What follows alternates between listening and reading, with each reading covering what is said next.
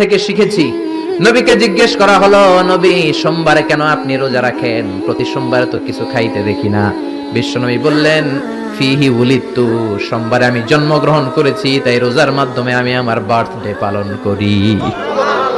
আর আমগো বার্থডেতে কেক আছে না নাই? হ্যাপি বার্থডে টু ইউ আছে না নাই? দুম্মা চলে দুম আছে না নাই? বিশ্বনবীর জন্মদিন পালন করে একটা দল বিরিয়ানি খাওয়ার মাধ্যমে আছে না নাই? বিশ্বনবীর জন্মদিন সাহাবারা পালন করতেন না, বিশ্বনবী নিজেও পালন করতেন না। শুধু যখন জিজ্ঞেস করা হলো কেন রোজা রাখেন, বিশ্বনবী বলেন, যেহেতু জন্মেছি, এই জন্মটা আল্লাহ আমার না দিলেও পারতেন, জন্মের শুকরিয়া স্বরূপ আমি রোজা রাখি। সুবহানাল্লাহ। এজন্য 12 রবিউল আউয়ালে যদি কিছু পালন করতে চান, খালি রোজা রাখবেন। কিন্তু ওই দিন মিষ্টি আর হালুয়া আছে না নাই? জশ্নে জুলুসে আছে না নাই? আহা, শুধু মিষ্টি আর জিলাপি, কিন্তু বিশ্বনবী রাখতেন রোজা। আপনি রোজা রাখেন, আপনি না খেয়ে থাকেন, তাহলে বিশ্বনবীর ভালোবাসার প্রমাণ পাওয়া যাবে, ঠিক কি না? চট্টগ্রাম থেকে আমি আসতেছি, এই যে 12 রবিউল আউয়াল, জশ্নে জুলুস ঈদে মিলাদুন নবী, পুরো চট্টগ্রাম শহর প্যাকআপ, গাড়ি চলে না। এদের যোহর নামাজ কই? এদের আসরের নামাজ কই? এদের ইবাদত কই? কিচ্ছু নাই, শুধু আছে মিছিল আর জিলাপি। আছে না নাই? আছে না নাই? আছে না নাই?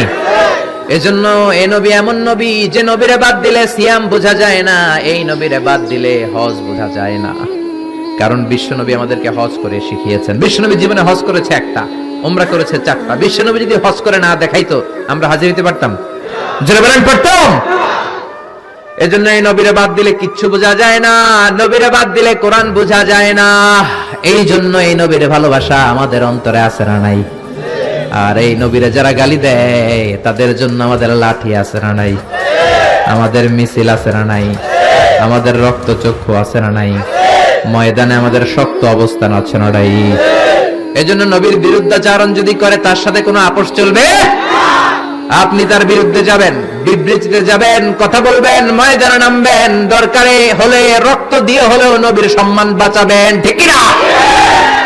বিশ্বনবীর গালি দেয়, বিশ্বনবীর বিরুদ্ধে পেজ বানায়, ব্লগে লেখে, বিশ্বনবীর পারিবারিক জীবন নিয়ে কথা বলে, এগুলো পিতৃ পরিচয়হীন জারদ সন্তান, এগুলো জাহান্নামের নরকীট, এগুলো মানুষ নামের পশু। চিল্লায় বলেন, ঠিক কি না? কয়েকটা জায়গায় আমরা বলো দুর্বল। কোরআনের গালি দিলে আমাদের সহ্য হয় না, নবীরে গালি দিলে সহ্য হয় না। নবীরে গালি দিলে আমাদের কলিজায় আগুন লাগে কি লাগে না? লাগে কি লাগে না? কার কার লাগে? দোহা উঁচু করে আল্লাহরে দেখাও।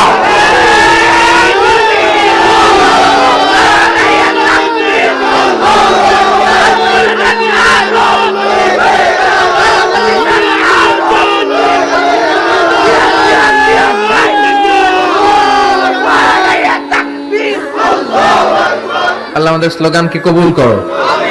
নবীর জন্য যে ভালোবাসা, এই ভালোবাসার কারণে নবীর শাফায়াত আমাদের নসিব করে, পড়ে না আমিন।